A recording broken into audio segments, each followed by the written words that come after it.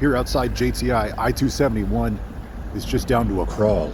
The snow's coming down so hard and fast, plows just can't keep up with it. Yeah, you can see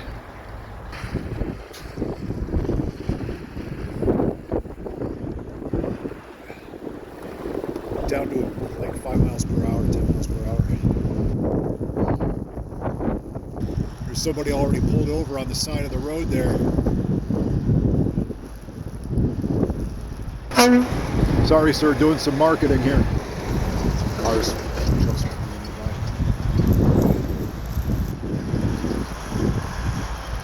Remember to show some appreciation to the people who drive the plows. They do what they do so we can do what we gotta do. Have a great weekend and be safe.